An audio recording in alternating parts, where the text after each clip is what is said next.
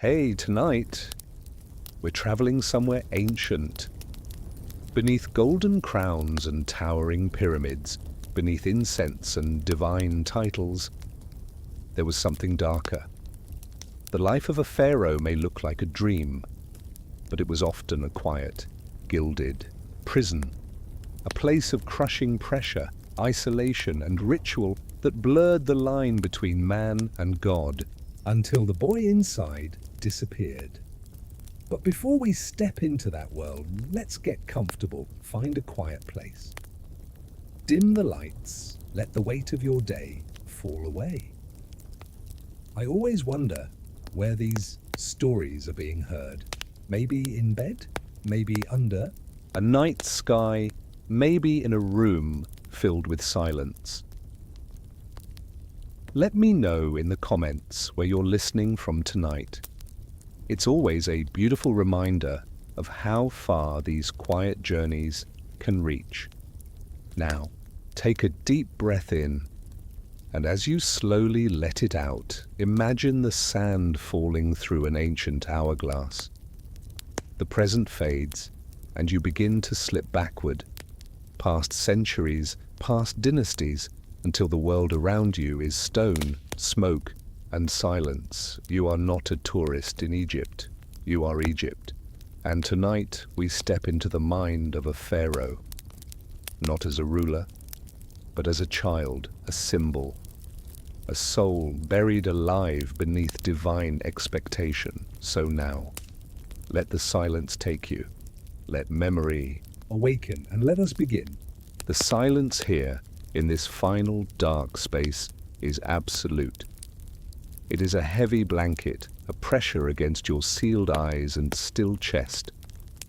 For an immeasurable time, it is all you have known. But then, something penetrates the void. It is not a sound. You hear with your ears, for they are filled with resin and linen. No, this is a sound you feel in the marrow of your bones, a vibration that echoes up from the stone slab beneath you. It is a chant, a low, rhythmic, courtly hymn you had long forgotten. And with that single, resonant hum, the darkness begins to dissolve, not into light, but into memory. The oppressive weight on your limbs lifts, replaced by a feeling of impossible smallness. You are a child again. Your feet are bare against the polished calcite floors of the palace, floors so vast and lustrous they reflect the hazy afternoon light like a captive sky. They are cool under your soles, cool as a river stone. You remember that feeling so clearly. You stand in the center of a great hall, a tiny figure dwarfed by colossal pillars painted with gods and heroes. The air itself is different here, in this gilded cage of your youth. It carries the clean, sharp scent of cedarwood burning in ornate bronze braziers, a smell meant to purify and please the gods. Mingled with it is the sweet, heavy perfume of lotus blossoms, their petals floating serenely on the surface of indoor pools, their fragrance a constant cloying reminder of a beauty you could see but never truly touch. There was always a hum of activity in the palace, a quiet, purposeful energy that flowed around the periphery of your existence. You recall the whisper of sandals on stone, the distant metallic jingle of a ceremonial sistrum being prepared for a rite, the hushed conversations of priests and viziers discussing matters of state and harvest. This world of immense importance was always around you, but it was never truly with you. You were the silent, still center of the hurricane, an object of immense reverence and significance, but one that was observed rather than engaged with. The adults who glided past you, their eyes would sometimes meet yours, but they didn't see a boy. They saw the living Horus, a vessel for divine power, a responsibility. When did you first realize you were not a son but a symbol? Was it in the averted gazes of the servant girls who would shy away if you came too close, or in the calculated deference of the royal guards, whose strength was a wall around you but never a source of comfort. No, the true, undeniable moment of that revelation came with your own mother. You remember her approaching, not with the easy, encompassing warmth you might have craved, but with a slow, deliberate grace reserved for entering a holy shrine.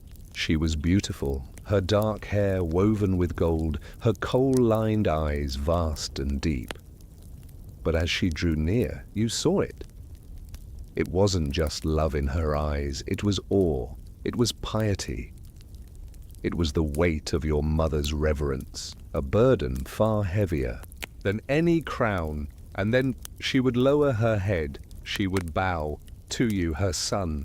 In that simple, heartbreaking gesture, the chasm between you and the world was fully illuminated. The love was real, you knew, but it was a love filtered through the sacred protocols that governed your every breath. That bow was the end of any hope for a simple childhood. It was the silent, formal beginning of the lessons that would soon separate you from her even further, replacing her devoted presence with the stern faces of tutors and the cold, unyielding weight of your destiny. That bow from your own mother, it was a silent decree. It marked the end of your time as a boy who simply was, and the beginning of your training as a king who must be. The filtered affection of her presence soon gave way to long, quiet hours in the company of stern-faced men. You remember one tutor in particular. His face seemed carved from granite, etched not with cruelty, but with the immense gravity of his sacred task, to shape a god. Your schoolroom was not a sunlit courtyard, but a quiet, consecrated temple chamber. The air was still and cool, thick with the dry, ancient scent of papyrus and the faint, lingering trace of yesterday's incense. The walls were not bare. They were your textbooks covered in painted reliefs and intricate hieroglyphs depicting the gods, the creation of the world, and the sacred duties of a pharaoh. Your education began not with stories, but with symbols. Thousands upon thousands of them.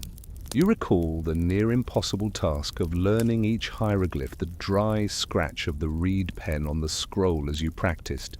You would trace the shape of a hawk, a reed, a folded cloth, a human eye, each a picture, an idea, a piece of a divine language. These were words as heavy as stone, and you were expected to carry them all. Your lessons stretched on, a steady, rhythmic recitation of your fate.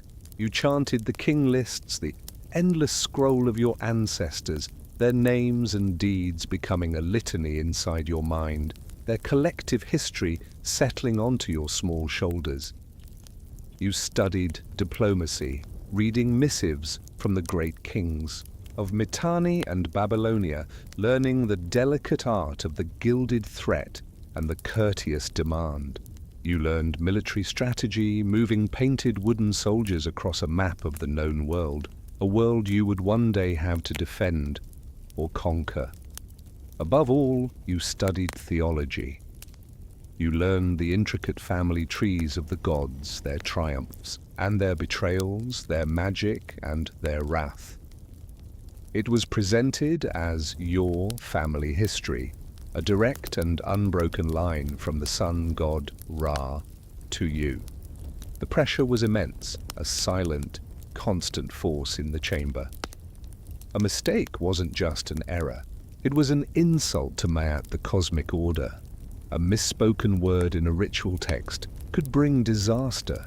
The silence of your lessons was a listening silence, one of intense concentration, broken only by your tutor's low, corrective voice. Sometimes, through a high, slitted window, you would hear a sound that seemed to come from another world entirely. It was the faint, distant echo of shouts and laughter from the children in the village along the Nile, the phantom laughter of children in the village below. You would pause in your recitation and try to imagine their lives, their games of running and hiding, their simple, unguarded joys. It was a world you could never know. Your recreation, when it was permitted, was also a lesson.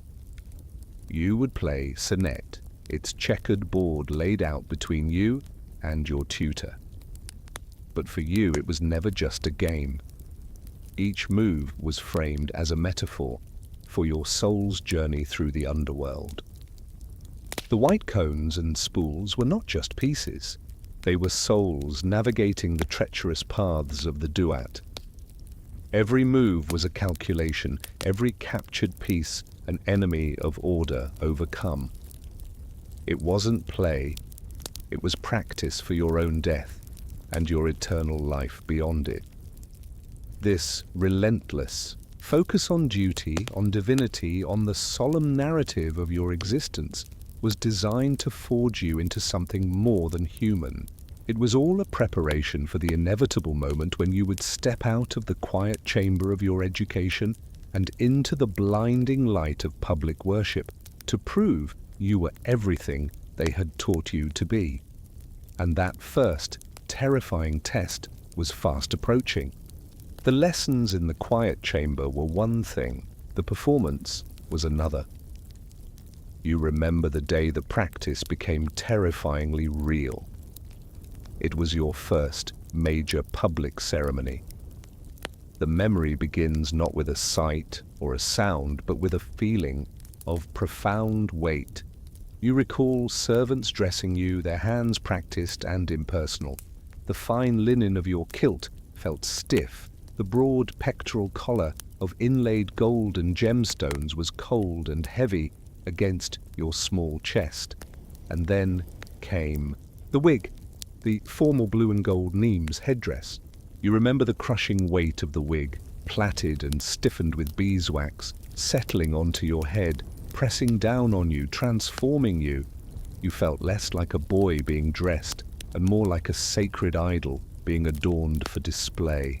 A high priest, not your father, took your hand. His grip was not comforting, it was firm, functional, guiding you from the relative silence of the robing chamber toward the great temple hall.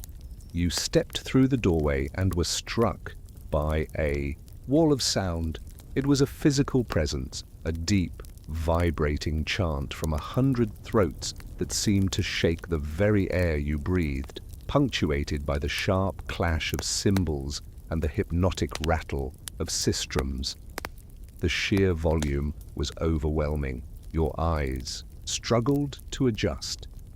The hall was a cavern of immense pillars, their tops lost in the shadows high above.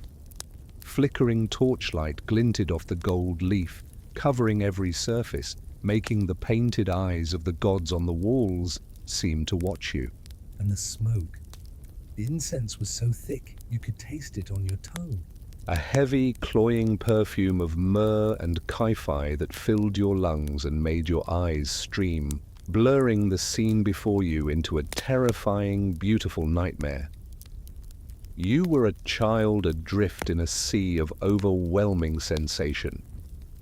You were led forward, your small bare feet padding on the cold stone. You could feel them, 1,000 eyes on you, but seeing a god. You looked out across the assembled court, a sea of white-robed nobles and priests, their faces upturned, their eyes wide with an ecstatic fervor. It was a look of pure adoration, but it was mixed with a terrifying expectation. They were not looking at a frightened child who just wanted his mother.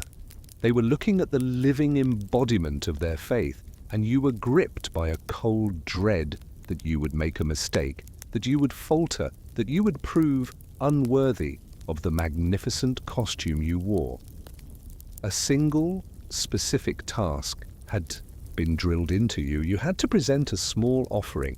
A priest placed a tiny, golden vessel of consecrated water into your hands. It felt impossibly heavy.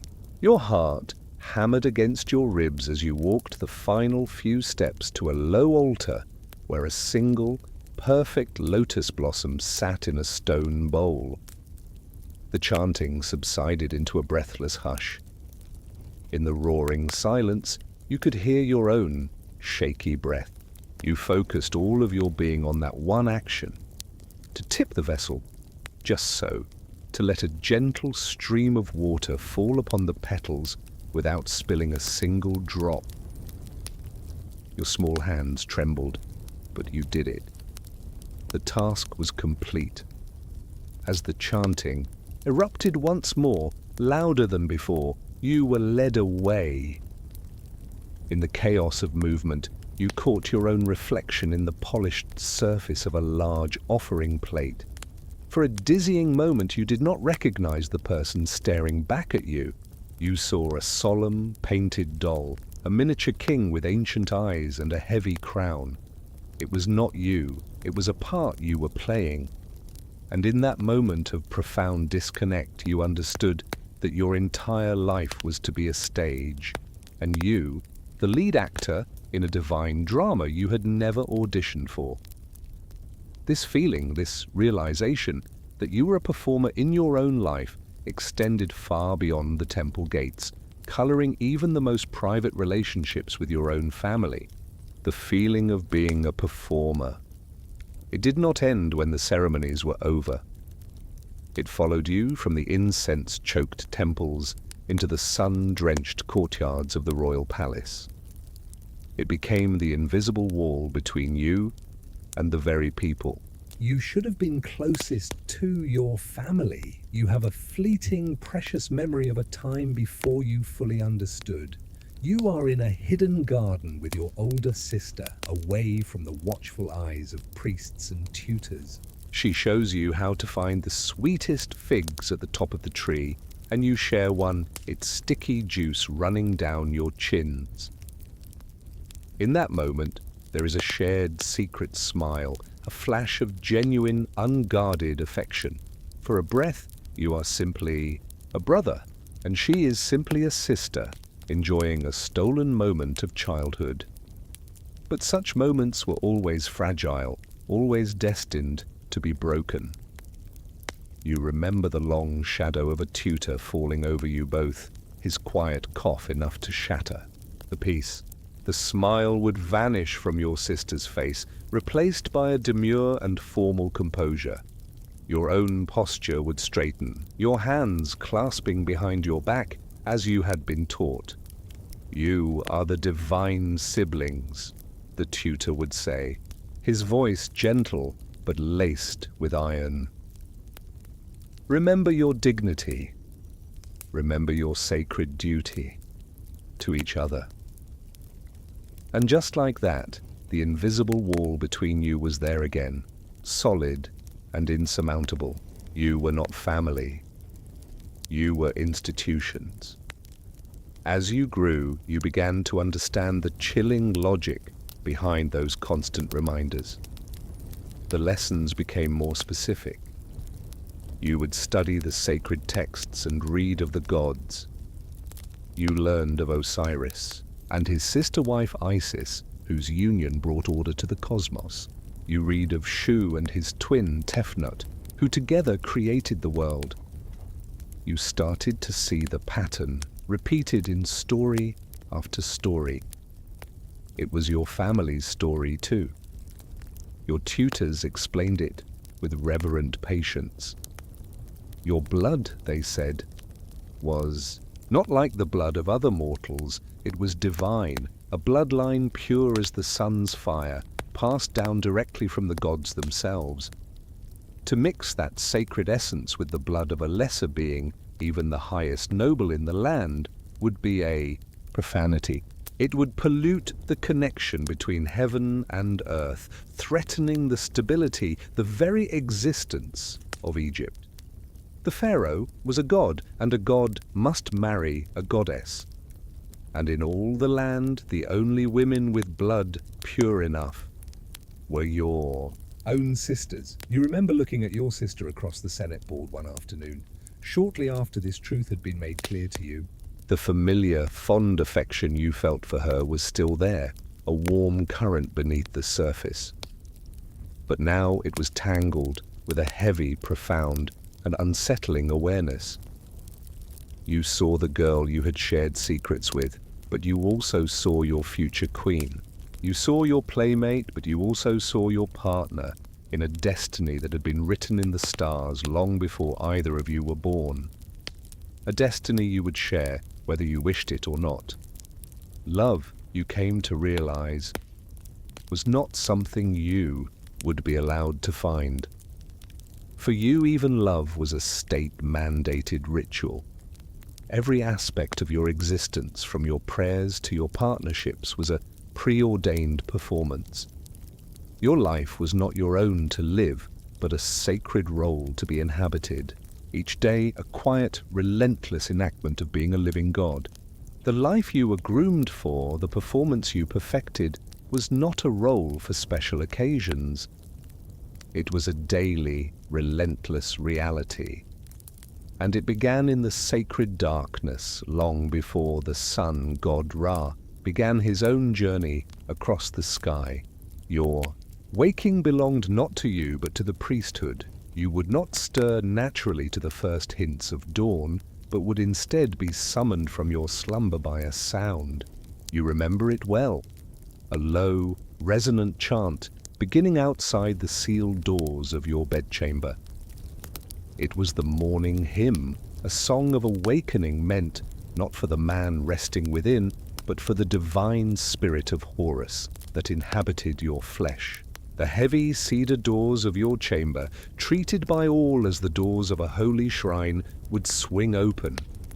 Sem priests clad in leopard skins would enter, their movements slow, ancient, and steeped in ritual. They moved without urgency, for time itself bent to the needs of a god.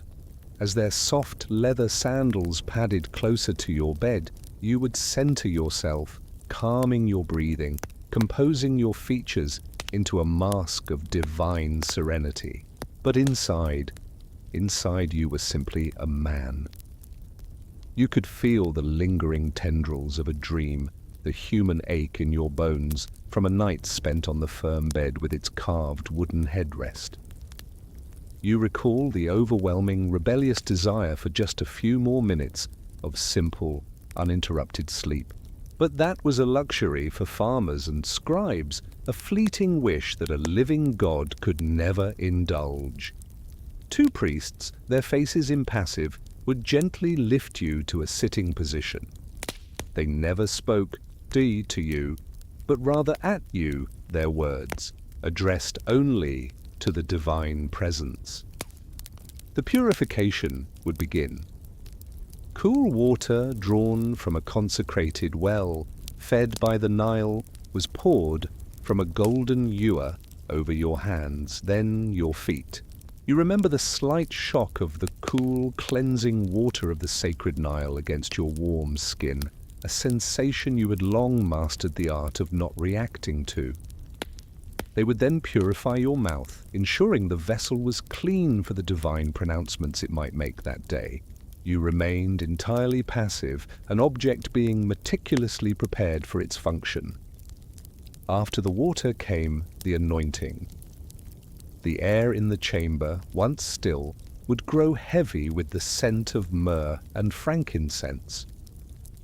The high priest himself would apply the 7 sacred oils to your forehead, your chest, and your arms. The oils were thick, their perfume creating an aromatic barrier between you and the mundane world. Each touch was precise, each movement a perfect echo of the morning ritual performed for countless generations of pharaohs before you. Then they dressed you. They wrapped you in linen fine as morning mist, the fabric impossibly soft, pleated into a perfect kilt. They fastened a heavy golden belt at your waist and placed the broad, intricate pectoral collar over your shoulders, its familiar weight a constant reminder of your station. Each garment was presented with a prayer, another layer of divinity cloaking the fragile human form beneath. The final act was the culmination of it all. The high priest would approach bearing the awesome double crown of the two lands. You would incline your head, not in submission, but to receive the emblem of your power. He would carefully place it upon your head, and you would feel the familiar, unwelcome weight of the uraeus crown. The golden cobra on its brow, poised and alert, was now your own gaze. The man who had woken with sleep in his eyes was gone. The god was awake. The statue was complete. And with your transformation finalized, the great doors were opened, and you would step out to begin your day's work in the public court. Once you were awakened, purified, and dressed in the raiment of a god, your day's performance would begin. Moving from the sacred privacy of your chambers, you would proceed to the great audience hall. Your first and most solemn public duty was to sit in judgment, to be the living anchor of Ma'at, the cosmic principle of truth, order, and justice. You remember the throne room. It was a place designed to inspire awe, a vast hall where immense painted pillars held up a ceiling of starry sky. You would walk the long, polished stone floor to the raised dais, ascend the steps and take your seat upon the throne of Horus. It was not a comfortable chair. It was an instrument of power, carved from rare wood, covered in sheet gold, and flanked by lions and falcons. You would sit perfectly still, your back straight, your hands resting on your knees, your face a mask of serene impassivity. You were taught to adopt the unblinking gaze of a falcon, seeing all but revealing nothing. The court would open. You would watch as a river of petitioners was allowed into the hall. They were a tide of human need, farmers, merchants, widows, soldiers, their faces a mixture of fear and desperate hope. They would proceed forward, but their journey stopped at the foot of your dais. To speak directly to a god was forbidden. Instead, you would watch as your vizier, your most trusted official, listened to their pleas. You could hear the constant, low hum of whispers as they told their stories, presenting their evidence and begging for your divine intervention. The vizier would listen to each case, his face patient and grim. Then he would turn, ascend the steps of the dais, and kneel before you. In a low voice meant only for you, he would summarize the dispute, outline the arguments, and often suggest a judgment based on the established laws of the land. You recall an endless stream of such cases. A dispute between two brothers, over the inheritance of a barley field, a merchant accused of selling underweight copper, a wife seeking divorce from a cruel husband. The vizier would lay out the facts as he understood them.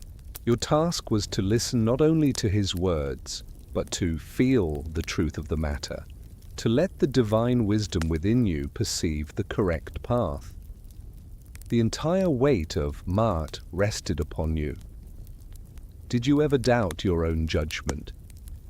Did the weight of cosmic order ever feel too heavy to bear?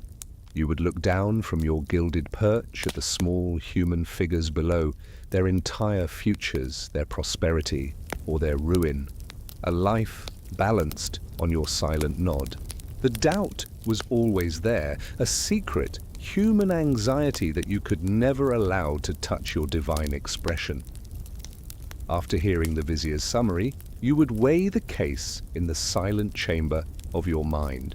You would consider the balance, the fairness, the truth of it. And then you would give your judgment. It was never a word. It was a subtle, prescribed gesture, a slight inclination of your head, a deliberate movement of your scepter. The vizier would bow deeply, rise and descend, the steps to announce the immutable will of the pharaoh. The case would be over. The river of petitioners would flow on. For hours you sat, an unmoving, silent vessel of justice. This abstract, exhausting performance was essential for the kingdom's stability, but upholding Ma'at was not just a matter of law. It also demanded a constant, concrete schedule of religious duties, of appeasing the other gods to ensure their continued favor upon your land. Your role as the source of justice was a vital pillar of cosmic order, but it was secondary to your most fundamental duty.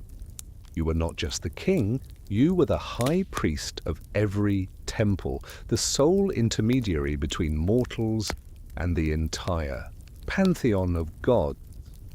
Maintaining Ma'at required more than judging humanity. It required you to personally serve the gods.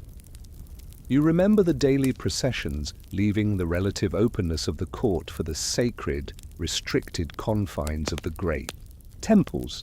Whether it was you in person for a high festival or a designated high priest acting as your proxy in the daily rituals, the performance was always in your name. You recall the journey into the dark, cool heart of the temple of Amun-Ra. The path took you through a series of massive gates and open courtyards, each step taking you further from the world of men and deeper into the realm of the divine. The noise of the city would fade, replaced by a profound humming silence. The air itself seemed to change, growing cooler, heavier, thick with the lingering scent of millennia of burnt incense. You would pass through the final great pylon, through a hypo-style hall of colossal pillars that blotted out the sun, and arrive at the final gilded door. Beyond it lay the naos, the Holy of Holies, a small pitch-black chamber where no light but that of a single oil lamp was ever permitted. And in that sacred darkness, only you, the living God, could enter. There, standing on a pedestal, was the cult statue of the god, carved of precious wood, plated in sheet gold, with eyes of brilliant, polished lapis lazuli. It was not a grand statue, perhaps only the height of a man's chest, but its presence was absolute. In this room, the cosmic hierarchy inverted. You, a god in the eyes of the world, became the humble servant. The ritual was ancient, hypnotic, and unchanging. You would begin with the chants to awaken the god from his divine slumber. Then you would perform the cleansing, washing the statue's face and hands, and then you would feed him. You remember the powerful, mingled scent of consecrated bread and spilled wine, an aroma of pure sanctity. You would hold up platters of roasted goose, fresh dates, and honey cakes, presenting them to the statue's unmoving face.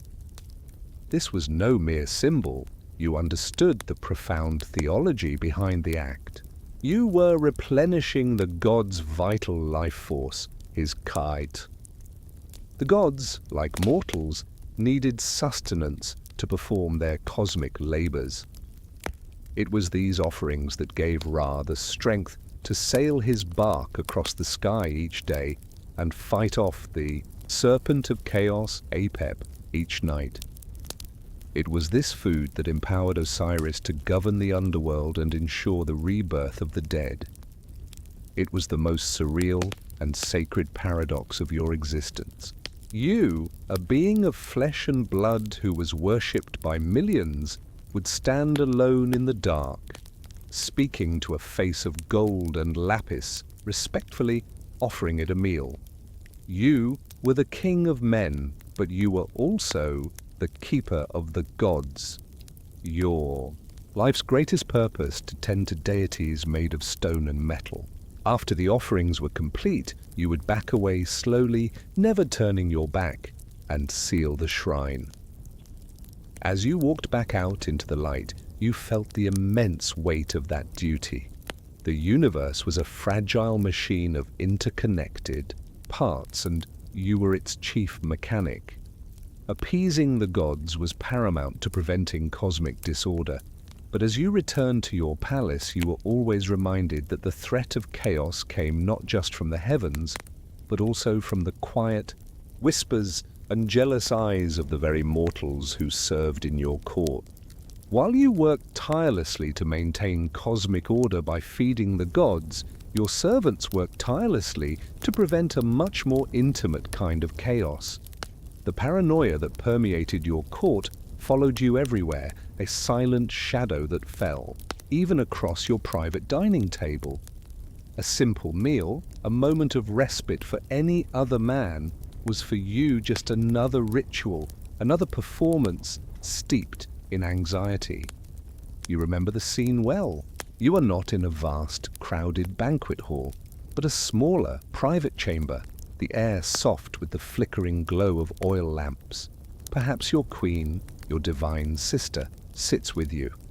The setting is designed for peace, a quiet harbor in the storm. Of your daily duties. The meal itself is a testament to the wealth and bounty of your kingdom. Silent servants bring in a procession of dishes on platters of gold and silver. There is a whole roasted duck, its skin lacquered with honey until it shines. There is a mountain of figs piled high, and bowls of glistening pomegranate seeds like scattered rubies. There are warm, soft loaves of bread and delicate cakes soaked in date syrup. The wine, poured into your alabaster cup, is the color of a sunset. It is a feast of exquisite beauty, a sensory portrait of your power. But you cannot touch it, not yet. Before a single morsel passes your lips, another figure steps forward from the shadows. He is a constant fixture in your life, his presence a normal, terrible part of every meal. You recall the shadow of the food taster falling across the beautiful arrangement of food. This man, chosen for his unwavering loyalty, or perhaps for his unfortunate expendability, begins his solemn work. He takes a small portion of the duck. He eats a single fig. He chews a piece of bread. He sips from your cup of wine. He tastes every single dish that has been placed before you. And then, the wait. It is a quiet, heavy pause that settles over the room. The food taster stands perfectly still.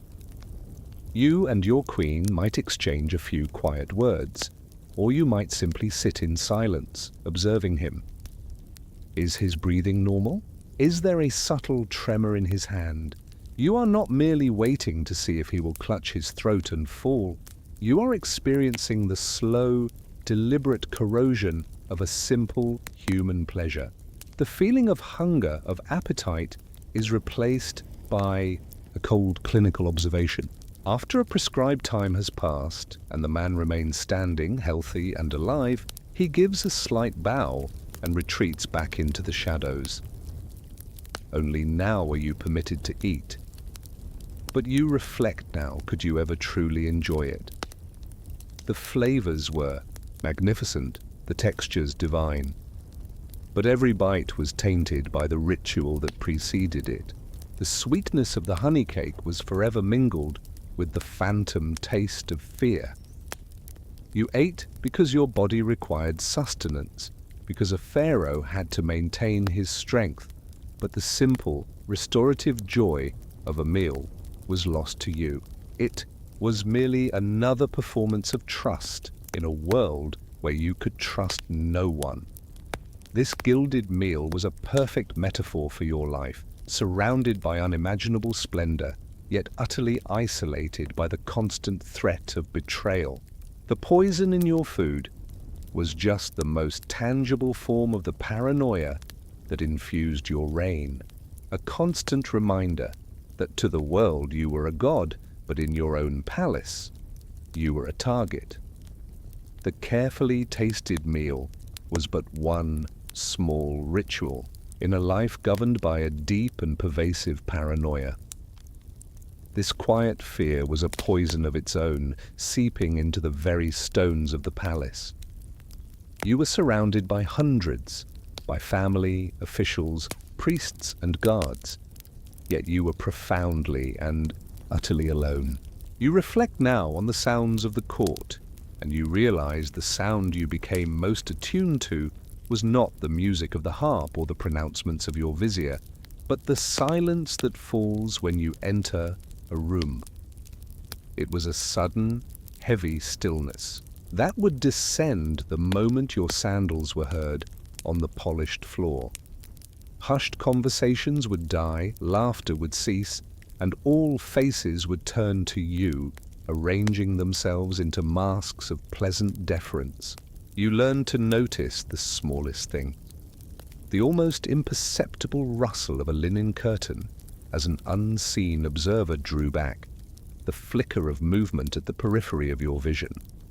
There were always eyes in the shadows, watching you, weighing. You waiting? Your court was a grand and beautiful stage filled with actors playing their parts. It was a court of smiling masks. There were your own brothers and cousins whose blood ties were tangled with a burning ambition. There were the high priests of Amun-Ra, men who served the gods but who also tasted and craved earthly power. There were your most trusted generals, who commanded the loyalty of thousands of soldiers, a loyalty you hoped, but could never be certain, extended to you. You learned to dissect every word, every gesture. A compliment could be a test of your vanity. An offering of advice could be a carefully laid trap. Even the perfumed air of the royal harem, that secluded world of wives and concubines, was a hotbed of intrigue. It was a place of quiet but ferocious rivalries, where every minor wife dreamed that her son might one day supplant yours. You knew, from the secret histories, the scrolls not meant for public recital, that royal conspiracies were often born in these quiet, sun-dappled courtyards. Your divinity was your greatest shield. No one would dare to raise a hand against the living. Horus in the light of day, but it was also the very thing that made you the ultimate prize. To murder a man is a simple crime, but to assassinate a god and seize his throne, that was a temptation of mythic proportions. You would read the official chronicles of your ancestors and wonder about the spaces between the hieroglyphs. A pharaoh who died suddenly in the night. Another who fell in a minor skirmish, perhaps struck by a spear from his own ranks. You existed in this strange paradox. You were worshipped as all-powerful, yet you were more vulnerable than any farmer in his field. The loneliness of the throne was not a poetic phrase, it was a crushing, tangible reality. You were an island, separated from the continent of humanity by a vast ocean of reverence and suspicion. So, who could you confide in? Who knew the human Heart behind the golden mask? Was there a single soul in the palace who saw the man and not the crown? This constant, corrosive pressure of being always watched, always guarded, always alone, took its toll, not just on your spirit, but on the very human body that carried the weight of it all. The heart behind the mask beat with a secret fear, and the flesh beneath the linen bore the scars of a silent, unending vigilance. The paranoia of your court was a tax on your spirit, but the ultimate, most disturbing paradox of your existence was far more intimate. It was the undeniable fact that you, a living god, were trapped inside the frail and failing vessel of a human body. You were eternal, but you were also prone to aches, to sickness, and to pain. You remember with a clarity that transcends the ages the mundane misery of a toothache. It began as a dull throb, a minor distraction, but it grew over days. into a fire in your jaw. It was a relentless, pulsing agony that made it impossible to eat, impossible to sleep, impossible to think. It was a profoundly humbling affliction, a reminder that for all your divine titles, you were still made of vulnerable flesh and bone. The royal physicians would be summoned. They were the most learned men in the two lands, but their knowledge was a mixture of practical herbalism and magical incantations. They would chant prayers to Sekhmet, the goddess of healing, to drive out the demons of sickness. They might offer you the sweet, cloying taste of a honey poultice to press against your swollen cheek, or the bitter juice of a willow bark to chew. You recall the fleeting, inadequate relief these remedies provided, a thin veil against the deep, searing pain you had to endure in silence. And then with that fire still burning in your mouth, you would have to perform. The priests would come to dress you. The heavy crown would be placed on your head, and you would have to walk into the audience chamber, ascend the steps to your throne, and sit for hours as the living embodiment of divine perfection. You had to hold your face in a mask of serene calm, while each beat of your heart sent a fresh wave of agony through your skull. You could not grimace, you could not complain, you could not show a single sign of weakness. This secrecy was a matter of national security. The health of the pharaoh was mystically entwined with the health of Egypt itself. Any sign of your physical frailty, a cough, a limp, a moment of pain, was a crack in the divine facade. It could be read by your people as a sign that you were losing favor with the gods, that Maat itself was becoming unstable. A weak pharaoh invited famine, drought, and rebellion. So you bore your suffering in absolute isolation. The arthritis that crept into your joints on cold mornings, the fevers from infection that left you shivering in the night, the simple, grinding exhaustion of a body subject to the laws of nature. All of it had to be completely hidden. The world saw the golden icon, serene and all-powerful. Only you knew the secret fragility beneath the linen.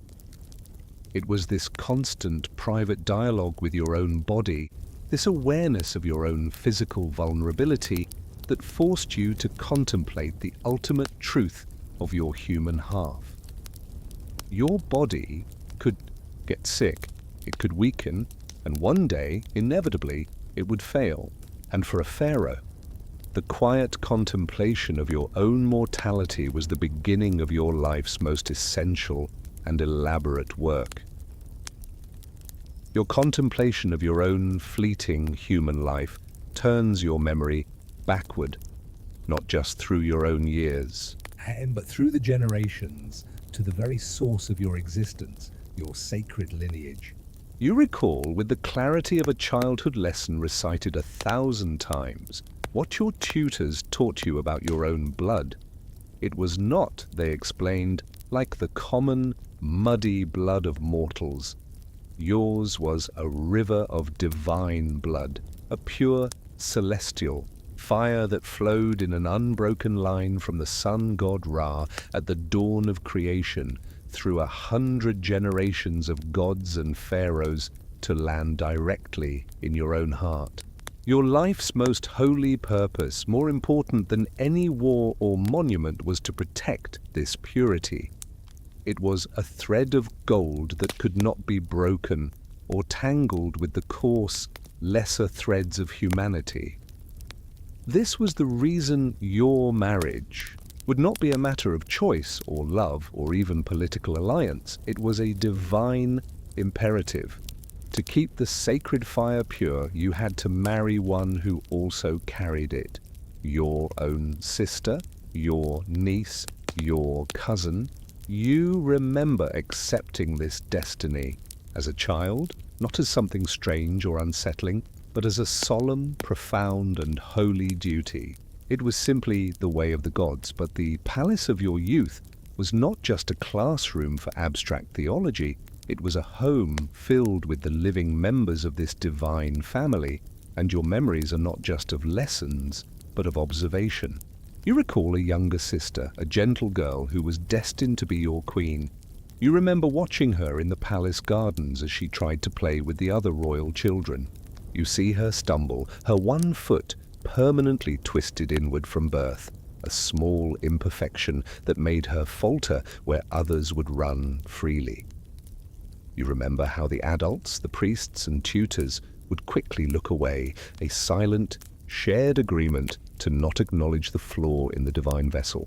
Or perhaps you recall an aunt, a woman worshipped for her titles and her direct connection to the gods, who was nonetheless perpetually frail. She spent her days resting on cushions, her breath often shallow, her presence in the temple more symbolic than substantial. As a boy, you did not connect these two things: the lessons of divine purity and the quiet, visible struggles of the people you loved. But as you grew into a man, a deeply unsettling thought began to crystallize in your mind. You started to notice a shadow in the bloodline, a faint but persistent pattern of physical weakness that seemed to travel alongside the divinity. You began to understand the disturbing paradox that the very thing that made you a god on earth, this pure and sacred blood, also seemed to make you and those like you physically vulnerable. It was the silent price of purity. This dawning realization planted a cold seed of fear deep within you. You would find yourself looking at your own reflection in a polished mirror, wondering what unseen weaknesses, what hidden frailties lay dormant in your own sacred blood. It made you fear for the children you would one day father, the heirs who would inherit not just your crown, but this strange and fragile legacy. This general, inherited vulnerability was a constant low hum of anxiety in your life. But sometimes a distant hum would erupt into a screaming, undeniable reality when a specific ailment would rise up to remind you just how painfully mortal the body of a god could be. The abstract fear of an inherited weakness is a shadow. The immediate, overwhelming reality of your own body's betrayal is a fire. And now a memory of pure physical pain consumes all other thoughts. You are no longer on this embalming table. You are back in the palace years ago and you are in agony. It began as a mere ember, a dull, deep throb in your jaw, a minor, ignorable signal from the mortal part of you. You did your best to push it aside as a god should push aside such petty, human concerns. But the ember smoldered. It refused to be ignored. Over days, it grew from a dull ache into a persistent, grinding torment. Soon it became a fire in the bone. The pain became the center of your universe, a private, pulsing sun of misery that demanded all of your attention. You remember the nights most vividly. Sleep became a distant country you could no longer visit. You would lie on your bed, the opulent silence of the royal chamber, amplifying the relentless drumbeat of pain that echoed inside your own skull.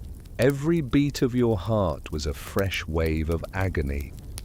A simple drink of cool water felt like a sharp shard of glass against the nerve. You could taste the faint, metallic tang of infection in your mouth. This was not a noble wound from a great battle, worthy of a song. This was a small, undignified, rotting part of your own body, and it held your entire divine consciousness hostage.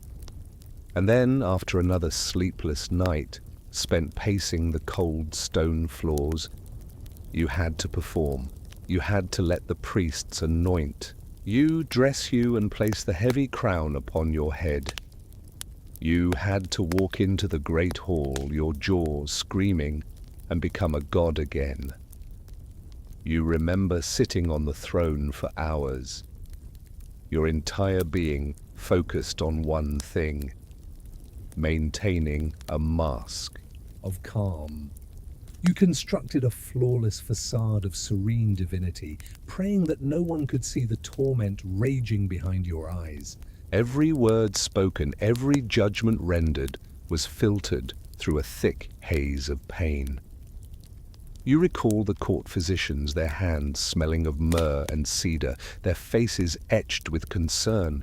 They would peer into your mouth, whispering incantations, to banish the demon they believed was causing your pain. You remember the sweet, useless taste of a fig poultice, a warm, sticky paste they applied to your swollen gum. It was a comforting gesture that did absolutely nothing to quell the fire raging beneath.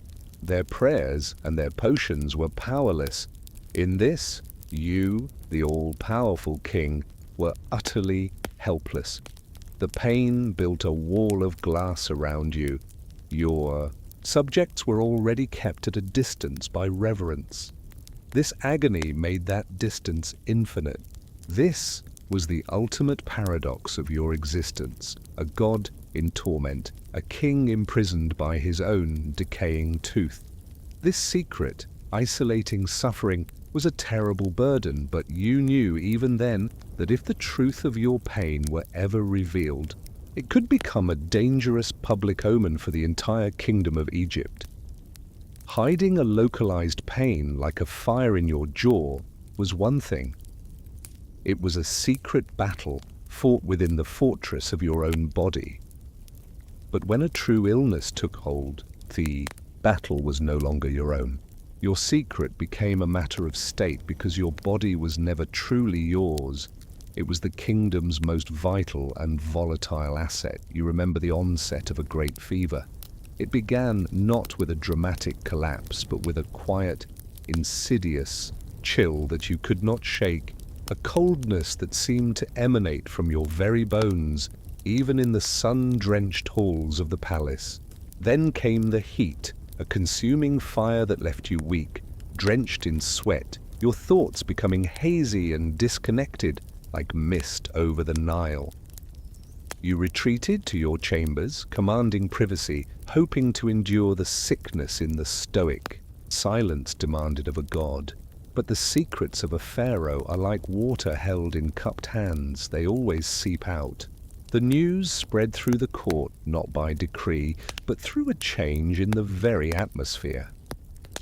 The usual quiet hum of palace life subsided into a tense, anxious stillness. From your bed, you would see the worried eyes of the priesthood as they conferred in hushed tones in the corridor. You recall your vizier's face, usually an impassive mask of bureaucratic efficiency, now etched with a deep and personal concern. Their fear, you knew, was not just for the man lying weakened in his bed. Their fear was for Egypt itself. You, the pharaoh, were the body politic. Your physical form was a mirror for the entire land. If a fever raged within your veins, it was perceived as a sickness in the land. Your shivering chills could be an omen of a poor harvest. A rattling cough from your divine lungs could presage a season where the great river's flood would be too low, leaving the fertile black earth cracked and barren. Your personal weakness was a crack in the foundation of Ma'at, a dangerous sign that cosmic order was faltering, an open invitation for chaos to creep back into the world. The pressure to recover became a heavy, claustrophobic blanket. It was in the endless, monotonous chanting that now echoed from the temples day and night as priests made frantic offerings on your behalf. It was in the grave faces of the physicians, who tasted your food and drink, their normal caution now amplified into a near palpable panic. Your sick room was not a place of rest. It was the epicenter of a national crisis. An entire kingdom was holding its breath, waiting for its god to heal. And when, after days, the fever finally broke, the wave of relief that washed through the court was immense. The vizier's shoulders relaxed. The priest's chants turned to triumphant hymns. But the relief you felt was strangely distant, less a personal victory over illness and more the feeling of a dangerous state affair being successfully concluded. This was the burden of wellness. It makes you reflect now as you lie here in this final stillness. Was your body ever truly your own? Or was it always just the kingdom's most precious and fragile public monument? The immense pressure. For your body to be a source of national stability was matched only by the pressure for it to produce the source of all future stability, a healthy heir. The pressure on your body to be a pillar of stability for the nation was a constant, heavy weight. But that pressure focused with a searing, desperate intensity on one single, sacred duty: the creation of a healthy heir to continue the divine bloodline and secure the future of the two lands. Your thoughts now drift away from the public courts and sickbeds to the quiet perfume chambers of the great royal wife. You remember the seasons of her pregnancies. These were times of both national hope and profound private anxiety. The entire palace seemed to hold its breath alongside her. The priests maintained a constant vigil in the temples, their chants a ceaseless prayer for a successful birth. The most powerful amulets of protection of Taweret and Bez were placed around her neck and hung from her bedpost. You recall sitting with her in the evenings in a rare moment of shared human intimacy, your hand resting on her swollen belly. You would feel the flutter of a new life, a life that was at once your beloved child and your dynasty's most critical political asset. Her chamber became a room full of prayer, every whisper a plea for a strong male heir. But the gods do not always answer. You reflect now on a memory that is softer, yet sharper than any other. A memory of a hope that was shattered. Infant death was a common sorrow in your time, a shadow that fell without prejudice on the mud brick hut of the farmer and the gilded palace of the pharaoh. The divine blood that flowed in your veins offered no special immunity from this most human of tragedies. You gently recall a time when the ceaseless prayers went unanswered. You remember the long, tense hours of your queen's labor, the anxious waiting, the scent of birth herbs filling the air. And then you remember the moment of birth, followed by a silence where a cry should be. That silence was a physical thing. It was heavier than any stone, louder than any battle cry. It was a vast, empty chasm that instantly filled with a grief so immense, so absolute, it felt as though the roof of the palace had collapsed upon you.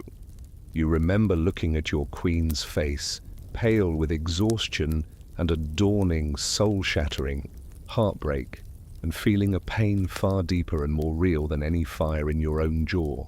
And here, in the face of this loss, you were confronted with your cruelest duty. Your grief, this raw, boundless human agony, was not allowed to be your own. It had to be contained, managed, and performed as a brief, state-sanctioned ceremony. As the divine king, your uncontrolled sorrow could be interpreted as a dark omen, a sign of the gods' displeasure with your entire dynasty. You had to officiate the funerary rites for the tiny, linen-wrapped body, your face a mask of stoic piety. You had to project strength for the nation when all you wanted to do was crumble and weep, like any other father who had lost his child. It was a grief too heavy for a crown to hold, and yet you were forced to bear it. In those moments, you felt the absolute limit of your power. You could command 1,000,000 men, but you were powerless to summon the fragile cry of a newborn, and you were powerless to mend your own broken heart. In those moments of profound powerlessness, in the face of your own body's frailties or the heartbreaking loss of a child, you had to place your faith in the only men in the kingdom who dared to physically intervene with the body of a god. Your thoughts turn now to them, the physicians.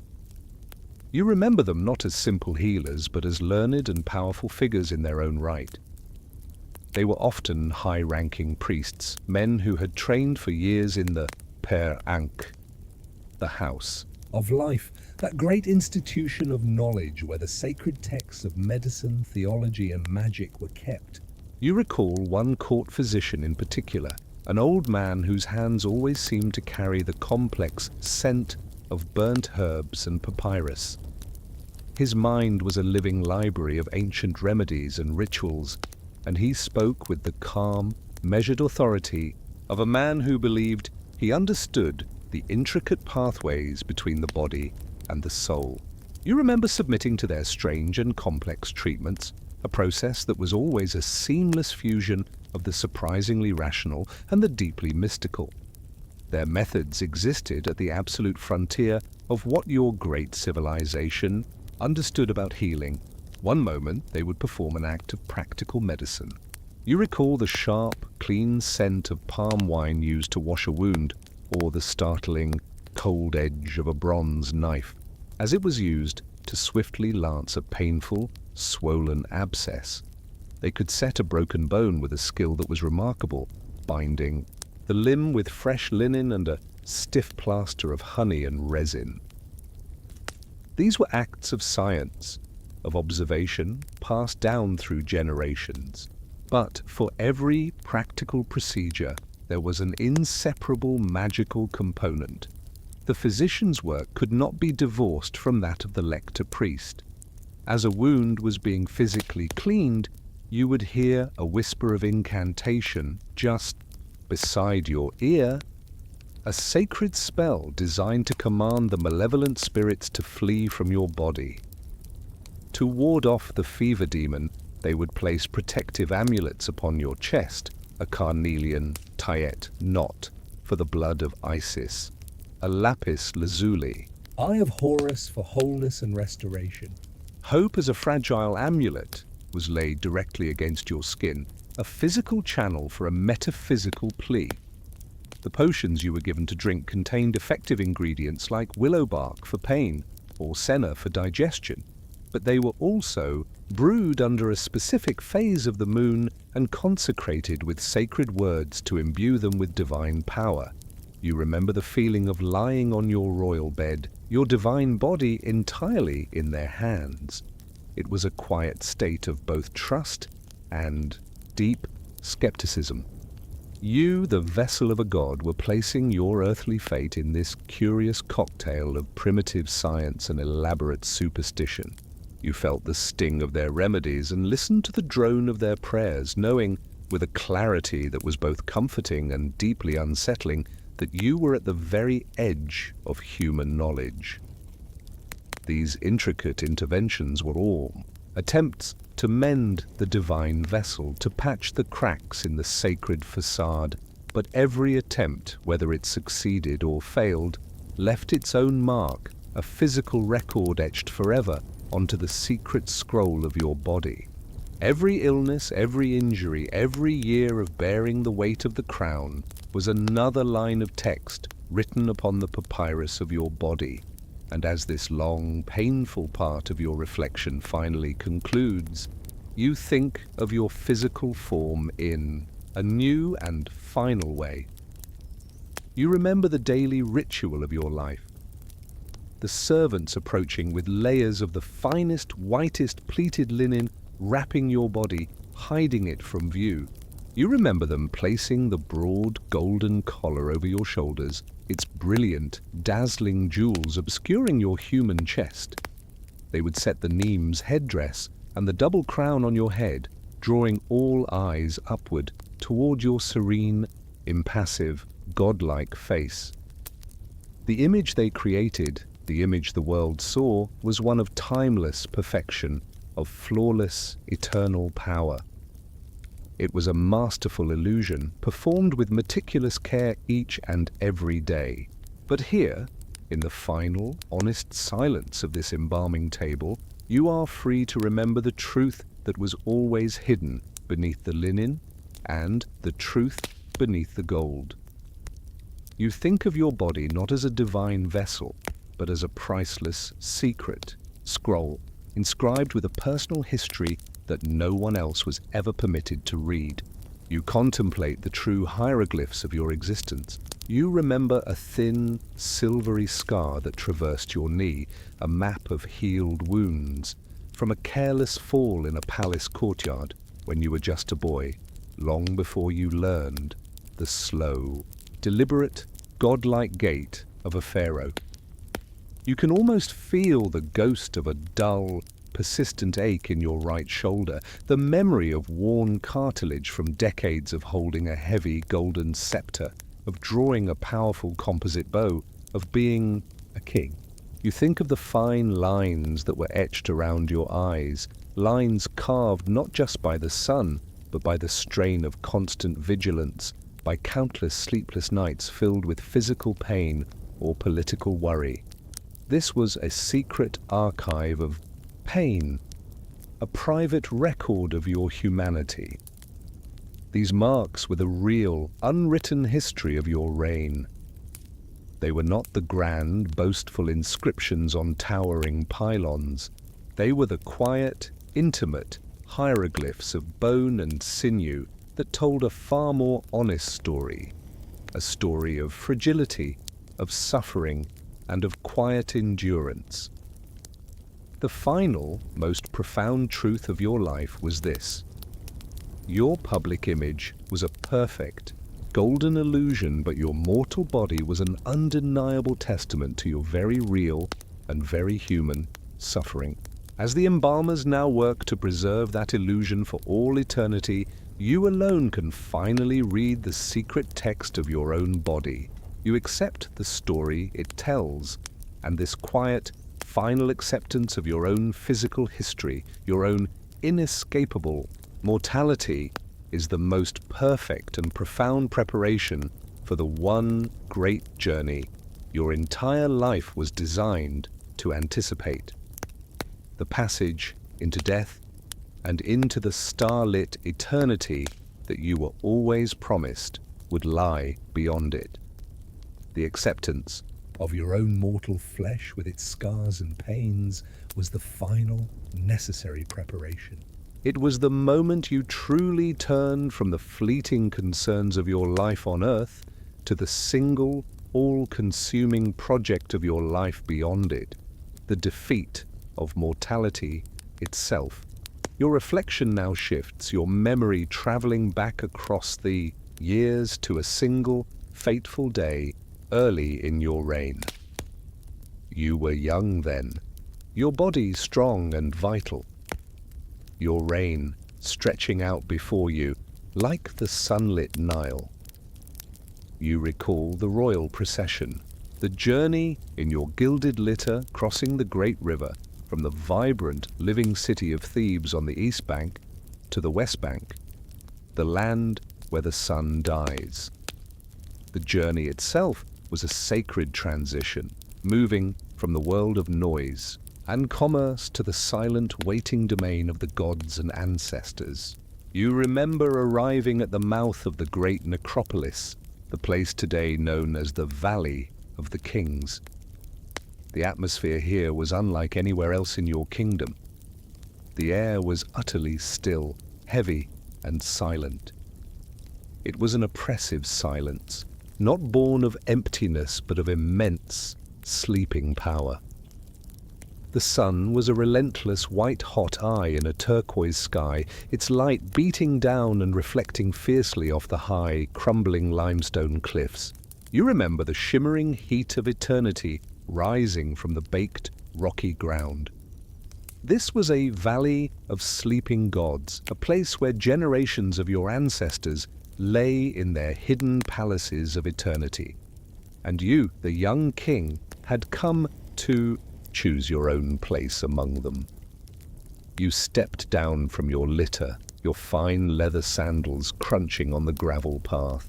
You walked into the desolate valley, accompanied only by a handful of your most trusted guards and your chief architect, the overseer of all royal works. He was a wise old man, his face a testament to a life spent reading the language of stone. He walked beside you in quiet deference, understanding that no advice was needed here. The weight of the moment pressed down on you, heavier than the suffocating heat.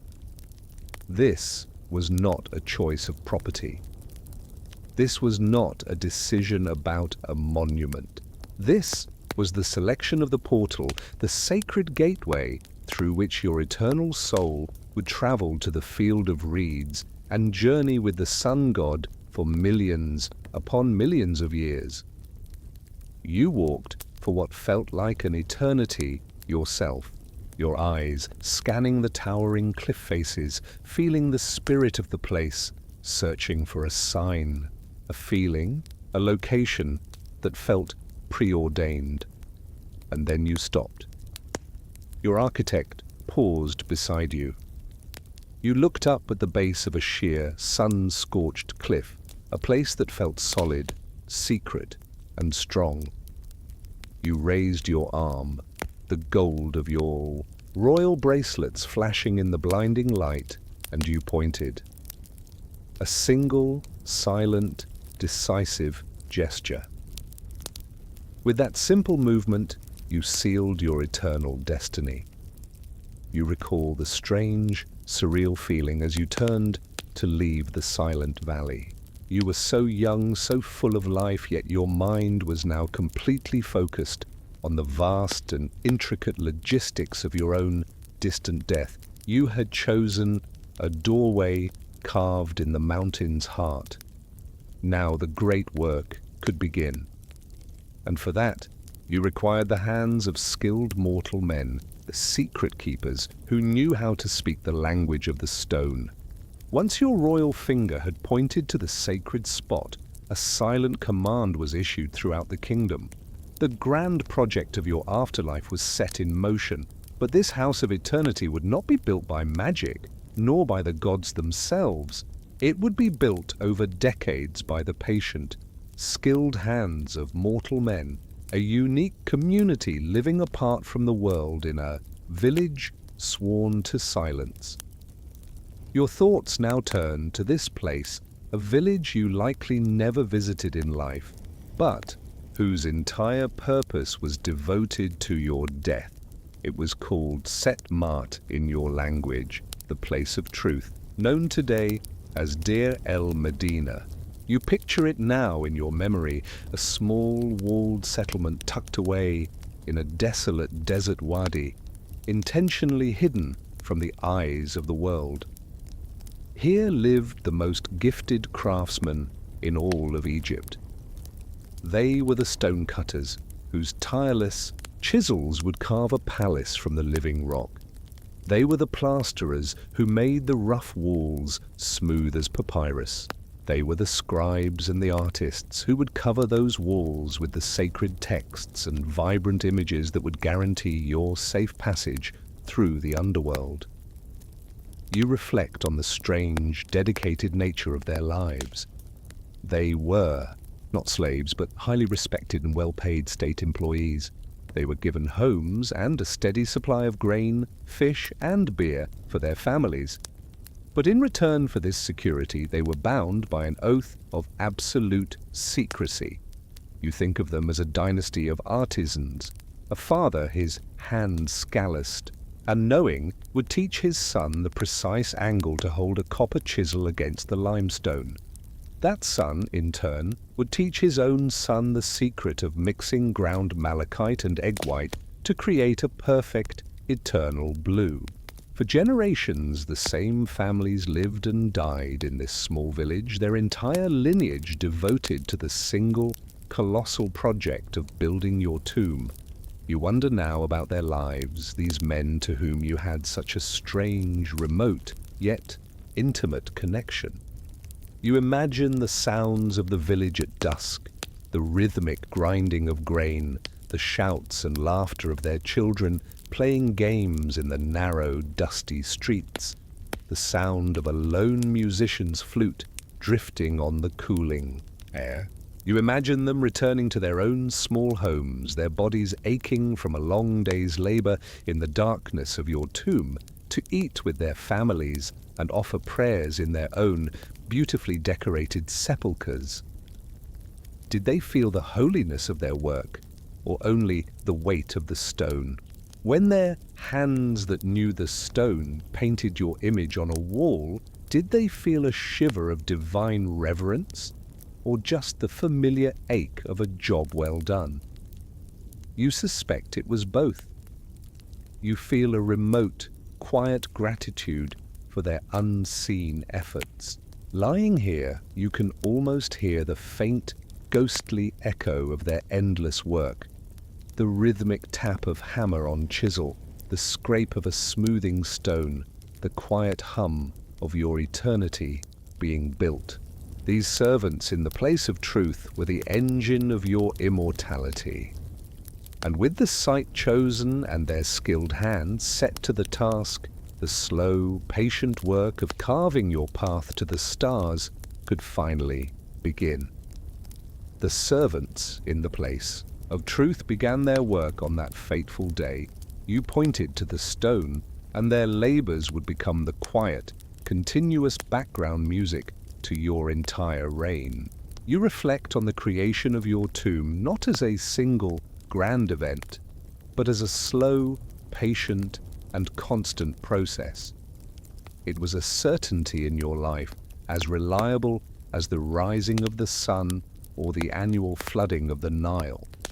While you were on the throne waging wars in distant lands, signing treaties with foreign kings, or dispensing justice to your people, you were always distantly aware of the patient sound of eternity being chipped away in the valley of the kings.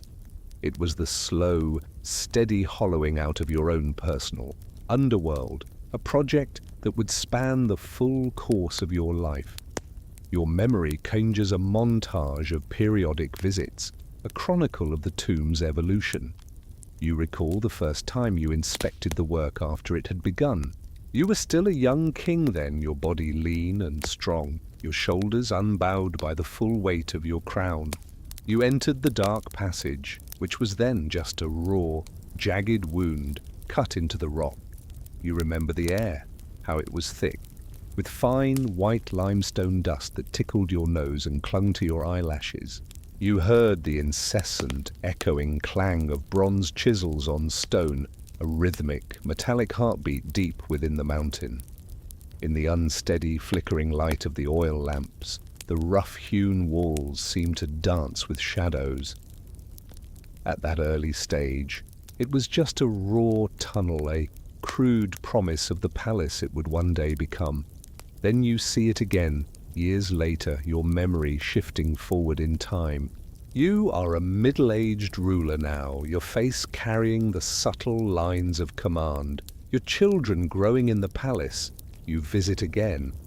The entrance is no longer a simple hole, but a long, steeply descending corridor, its walls already smooth to a surprising softness. The rough cavern you saw on your first visit has been transformed into a grand pillared hall. The columns are still square and unfinished, but the vision of the architect is now clear. You remember seeing a river of rubble flowing out of the tomb's entrance, a constant stream of stone carried out in baskets by tireless workers, a physical measure of the space being made for your spirit. You could feel the slow breath of the mountain as you walked deeper this time, the air still and cool and ancient. You witnessed your tomb evolve from a simple passage into a complex and beautiful labyrinth of chambers, antechambers, and halls, all following the sacred architectural plan that mirrored the soul's journey through the duat. It was a wound in the rock healing into a palace. The sheer, incomprehensible scale of it is what you remember most. An entire mountain was being reshaped, hollowed out, and reimagined for the sole purpose of your eternal rest. An army of men would spend their entire lives carving a single, home for a single soul. Finally, after decades of patient labor, the rhythmic sound of the chisels began to fade. The last basket of rubble was carried out into the blinding desert sun. The hollowing was complete. A deep, profound, and expectant silence fell over the chambers. The stone was now ready, a perfect blank canvas, waiting for the master artists to arrive and bring the silent darkness to life with the vibrant colors of magic. The chisels fell silent. The raw architectural form of your eternal house was complete, its chambers and corridors carved and smoothed. The raw stone sat waiting in the cool, absolute darkness, a blank page ready to be inscribed with the most powerful and necessary magic your civilization had ever conceived. Now you recall a new team of artisans from the place of truth descending into your tomb. These were not the strong stonecutters, but the master painters and the meticulous scribes of outlines. They came bearing not heavy bronze tools, but delicate reed brushes, polished wooden palettes, and clay bowls filled with precious, vibrant color. You remember the sight of these colors in the flickering lamplight, dazzling jewels of pigment against the pale, white-plastered walls. There was the rich, earthy red ground from desert ochre, the color of life. There was the brilliant, celestial blue made from painstakingly ground lapis lazuli imported from distant lands, the color of the heavens and the divine. There was the vibrant yellow of the sun, the calming green of the papyrus fields of the afterlife, and the stark, absolute black of the fertile Nile soil, the color of resurrection. You remember watching as they began their sacred work, bringing color to the eternal night. First, the scribes of outlines would meticulously sketch the figures and hieroglyphs in thin red lines, their hands steady and sure after a lifetime of practice. Then the painters would follow, carefully filling in the shapes with their brushes, creating a story painted in powdered jewels. In the dancing, uncertain light of the oil lamps, the bare walls began to transform into a living text. Gods with the heads of jackals, ibises, and falcons emerged from the stone. Your own image appeared, again and again, standing in adoration before Osiris, Lord of the underworld. Your memory focuses on one particular scene, an entire wall of the burial chamber dedicated to the seventh hour of the night from the sacred book of the Amduat. You see the divine bark of the sun god Ra being pulled by his followers through the treacherous darkness, and there, rearing up to block his path, is his eternal enemy, the great serpent of chaos, Apep.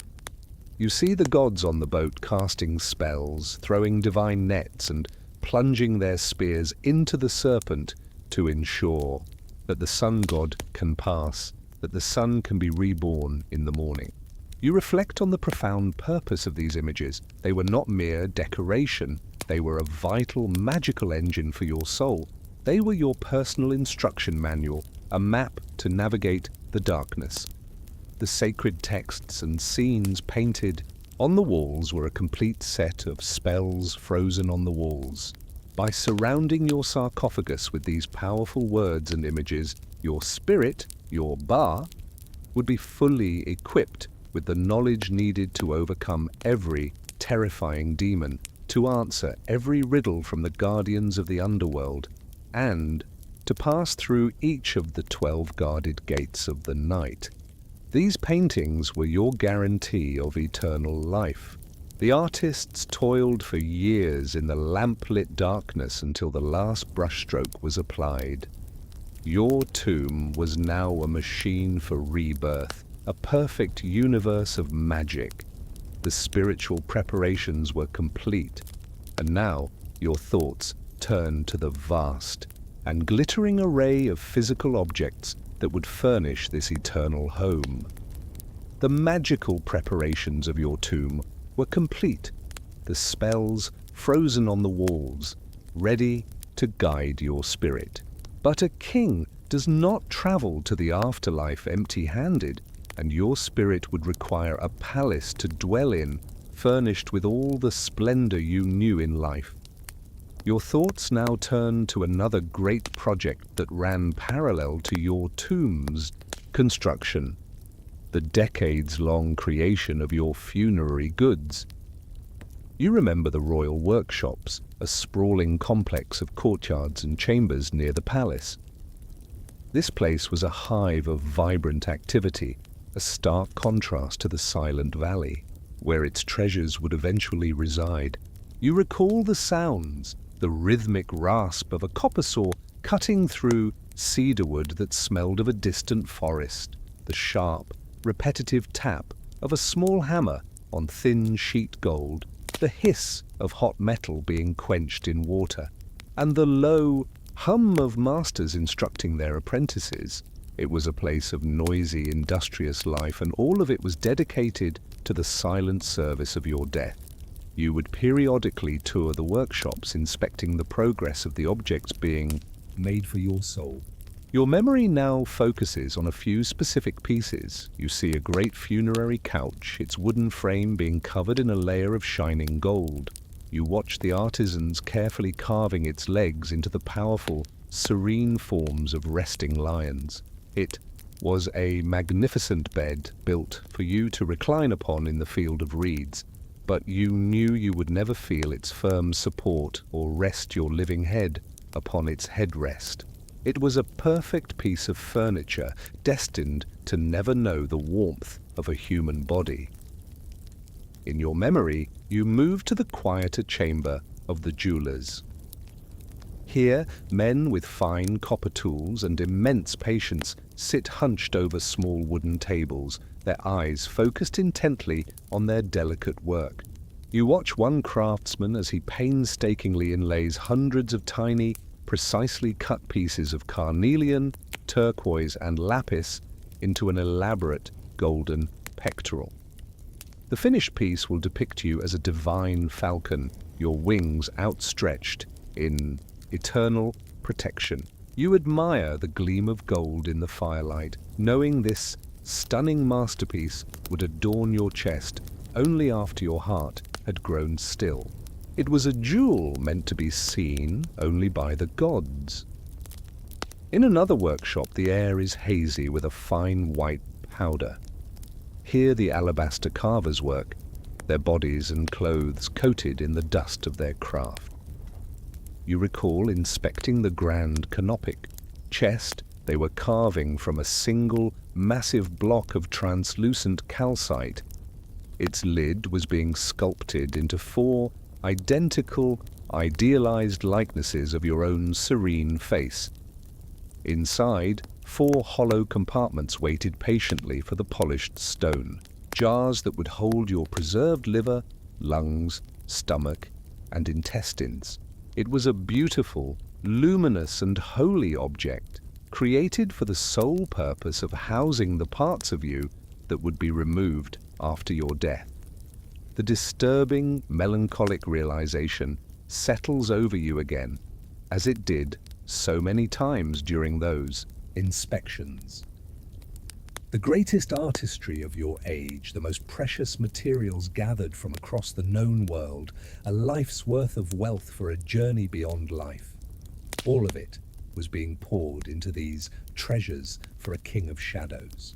An entire industry of your kingdom's finest talents was dedicated to furnishing a house you would only enter once you had left the world of the living.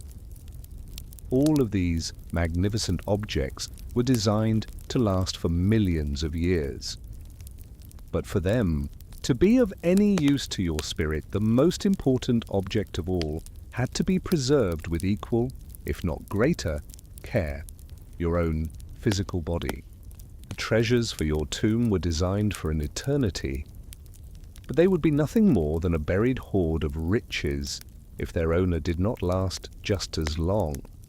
This undeniable fact led you to one of the most surreal and necessary duties of your entire reign to meticulously plan and approve the process for the preservation of your own flesh. You recall a specific meeting, a formal and quiet consultation held in a sacred chamber within the temple complex. Across a low table from you sat the chief embalmer of the kingdom, a man who held the solemn title of High Priest of Anubis. You remember him as a grave and precise man, his movements calm and economical, his eyes holding the wisdom of one who understood the secret thresholds between life and death.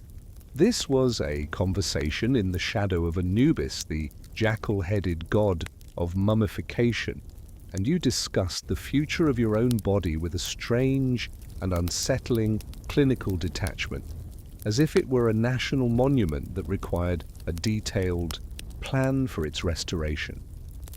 You listened as the priest, referring to a papyrus scroll, walked you through the blueprint for eternity. He explained the 70-day process with a calm reverence.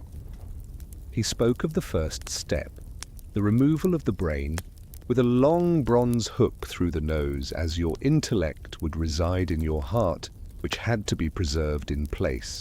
He described the precise location of the incision to be made on your left side, through which your stomach, your liver, your lungs, and your intestines would be removed, to be washed in palm wine and spices and preserved separately in the canopic jars. You listened to all of this, nodding calmly, a king giving notes on the sacred dismantling of his own future corpse.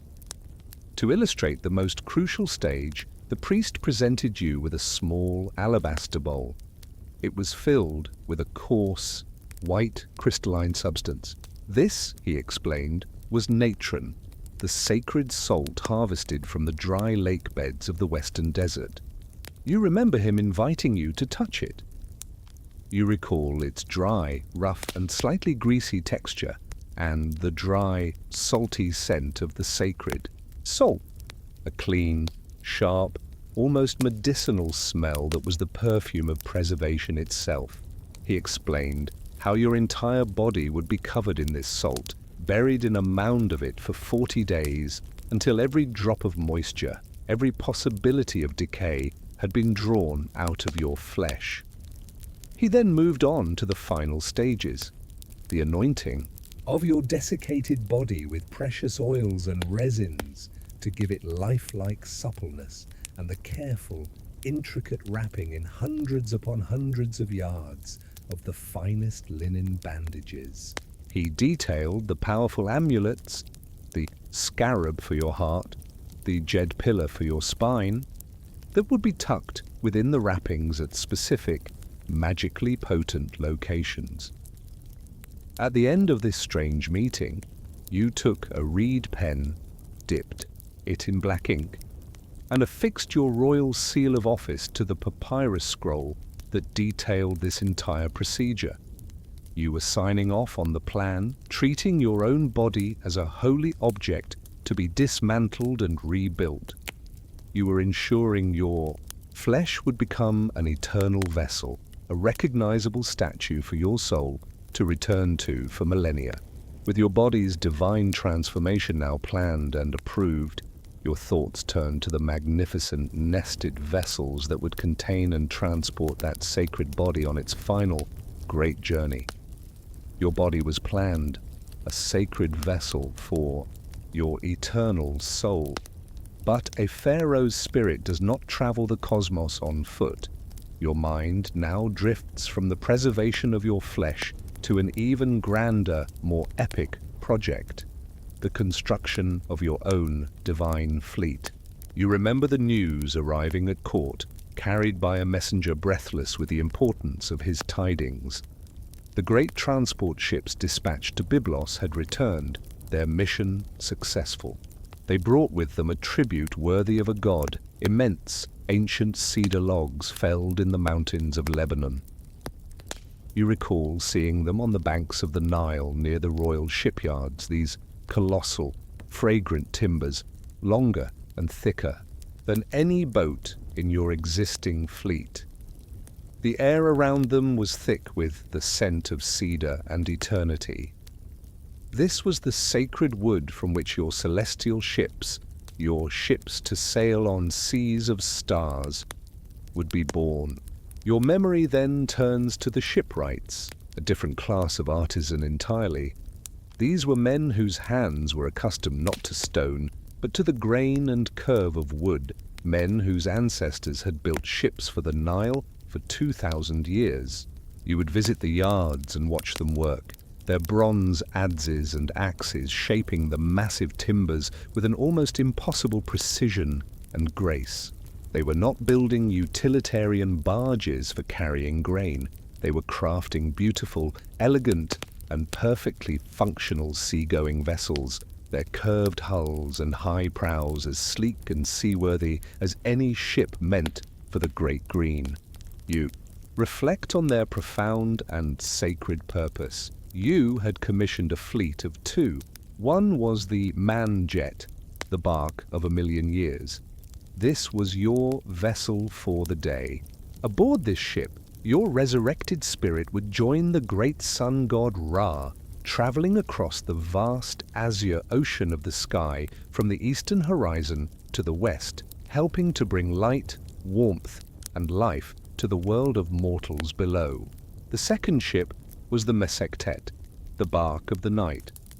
On this more solemn vessel, you would accompany the aging sun god through the 12 perilous gates of the underworld, your combined divine power helping to fight off the demons of chaos and the great serpent Apep, ensuring his, and therefore your own, glorious rebirth at dawn. You remember the day the great ships were finally completed. They were masterpieces, flawless in every detail, from their tall, strong masts to their great steering oars. A grand ceremony of consecration was held, their holy purpose sealed with chanting and clouds of incense. But these perfect ships, the pinnacle of your kingdom's naval architecture, would never feel the caress of a Nile breeze. They would never taste the salt of the sea. Their destiny was far stranger.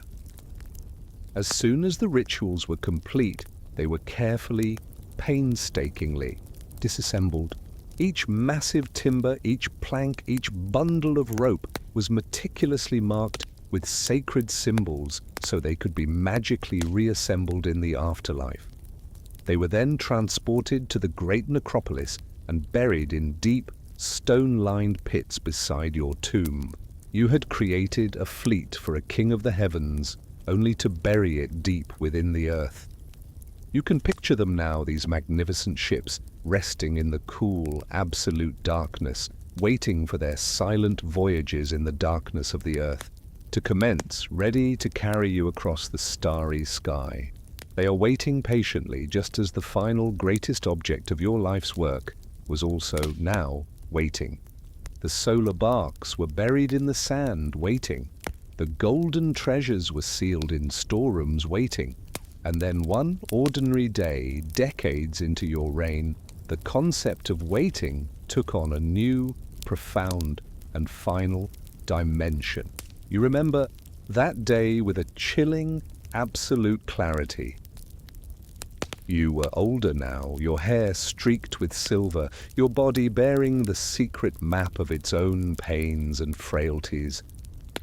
You had known great victories and bitter losses. Your vizier and your chief architect, himself an old man now, requested an urgent and private audience. You received them in the great throne room, the familiar weight of your office a comfort. They bowed low, their faces a mixture of pride and solemnity, and the architect finally spoke the words you had been anticipating your entire life. "Majesty," he said, his voice quiet but resonant in the vast hall. "Your house of eternity is complete." The carving was done. The last painter had applied the last brushstroke of sacred blue to the ceiling. The great red granite sarcophagus rested in its place in the center of the golden burial chamber. All was ready. You recall the feeling that washed over you at his words. It was not the relief you might have expected. It was not pride in this monumental accomplishment. It was a quiet, deep, and profoundly unsettling feeling of finality. It was a dread as cold and as still as the tomb itself. The single greatest project of your life, the work that had consumed mountains of gold and the entire lifetimes of thousands of your most skilled subjects, was finished. You had built your perfect, eternal home, and now the only thing it lacked was your death. From that day forward, you saw the tomb differently in your mind. It was no longer a bustling worksite, but a static, perfect, and silent image. You would sit in your living palace, surrounded by the warmth and sounds of life, the laughter of your grandchildren, the music of the lute, the scent of roasting duck, and you would picture it, a finished palace for a future ghost. You saw the pristine, vibrant walls in the absolute, silent darkness. You saw the nested golden shrines waiting to be assembled around your coffin. You could almost feel the patient silence of the stone, a silence that was not empty, but expectant. It was an echo waiting for a voice that could only be yours once it had been silenced in this world. This knowledge changed you. You began to feel like a guest in your own life. You were a king whose greatest work was done, but whose life was not. Every sunrise felt a little more temporary. Every festival felt like a final performance.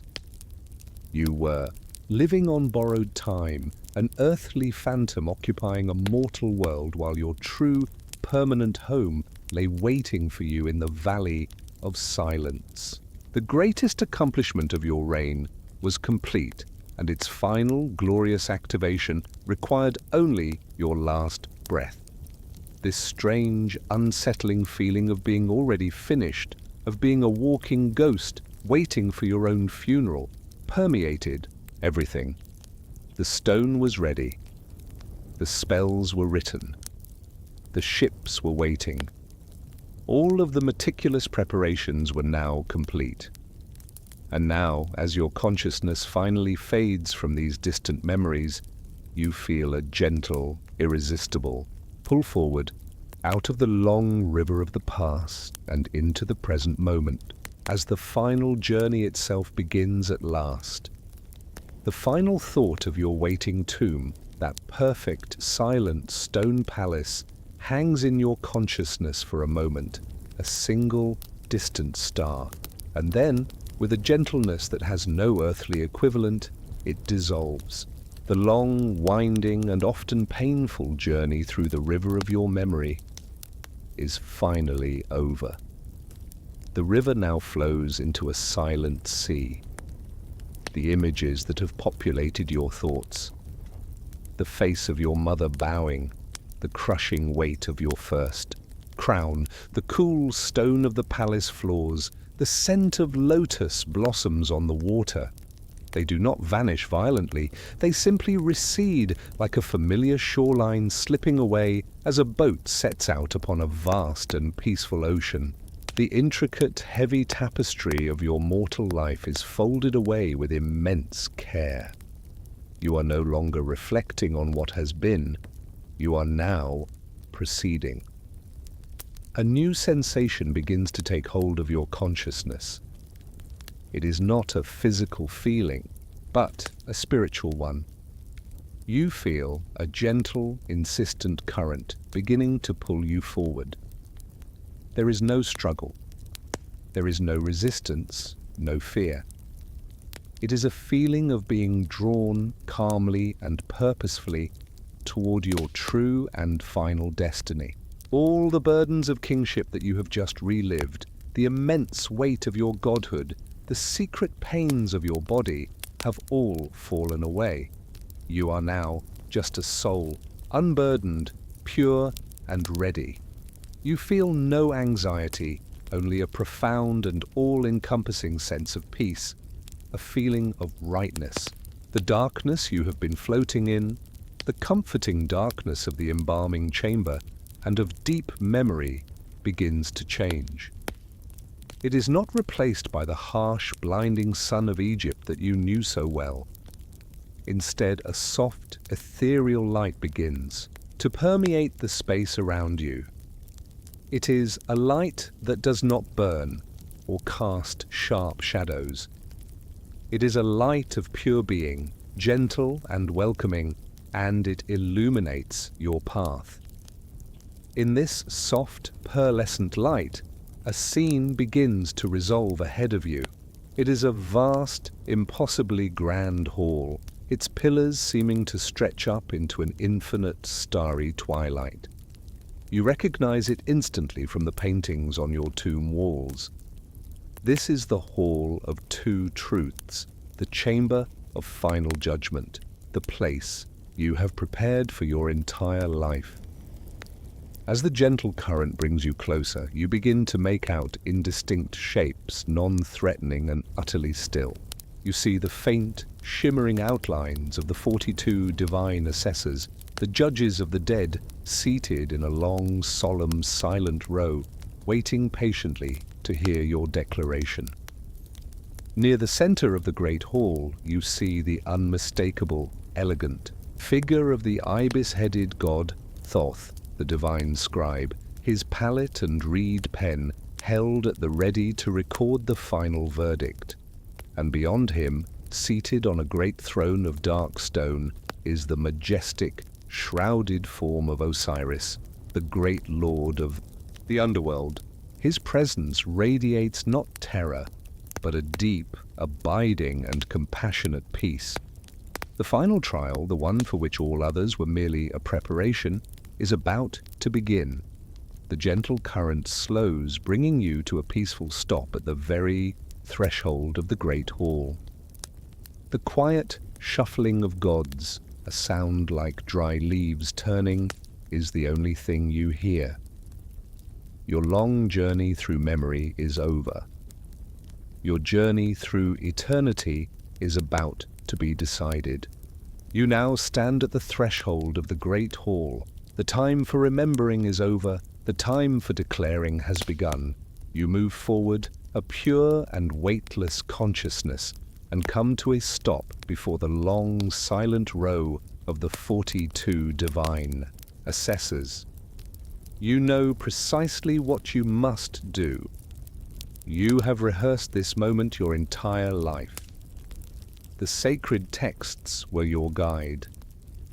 The gods do not ask for an account of the temples you built, the enemies you vanquished, or the monuments you raised. The ego of the king, the pride of the pharaoh, is meaningless in this place. They ask for an account of your heart. They ask for a declaration of your soul's essential nature. This is the negative confession, not an admission of guilt, but a purification through the affirmation of innocence. Your voice, which is no longer breath and air, but pure spiritual essence, begins to speak. The words of pure truth resonate in the vast, silent hall, clear and calm. You begin. I have not committed sin. With that first simple statement, you feel the immense weight of your divine pretense, the lifetime of performing as a god, of being separate from humanity, simply fall away from you like a heavy golden collar. I have not caused pain. With that, you feel the memory of every harsh judgment, every necessary act of statecraft that brought suffering to others, release its tight grip on your soul. The incantation continues, its rhythm like a slow, peaceful heartbeat. I have not spoken deceitfully. The complex, tangled web of courtly intrigue and political maneuvering unravels and dissolves into nothing. I have not made anyone weep. The memory of your own profound grief and the sorrow you witnessed in others is acknowledged, honored, and then gently washed away. Each declaration you make is an act of unburdening the heart. You continue through the sacred litany, addressing each of the 42 gods in turn, declaring the evil you have not done. I have not been impatient. I have not been deaf to the words of truth. I have not been arrogant. I have not polluted the sacred water of the river. With every statement you utter, you feel lighter. The burdens of your complicated, paradoxical life, the lonely childhood, the pressures of your reign, the constant paranoia, the secret physical pains, are shed one by one like heavy, drenched robes falling to the floor. Your soul, once weighed down by 1,000 duties and 1,000,000 memories, is becoming simple, pure, and bright. It is a soul being washed clean. You finally speak the last of the 42 declarations. A profound, deep, and perfect peace settles upon you. You have affirmed the essential goodness of your core being, stripping away all the necessary compromises and pains of your mortal existence. You now stand before the assembled gods, your essence feeling bright and almost weightless, like a single feather floating on the air. You have passed the first crucial trial. The purification is complete, and now your soul, defined by the lightness of innocence, is ready to face the final definitive test, the great golden scales of justice, where your heart will be weighed against the truth. Your soul is now pure, light, and ready. Your declarations of innocence hang in the still, ethereal air of the great hall. You have spoken your truth. Now, it is time for that truth to be measured. You feel a gentle, reassuring presence beside you. It is the jackal-headed god Anubis, the master of rituals, the divine guide of souls. He does not speak, but you understand his purpose. He leads you toward the center of the hall, where a set of great golden scales stands gleaming softly in the timeless light. The scales are perfectly still, their beam perfectly level, balanced and waiting for the moment of judgment.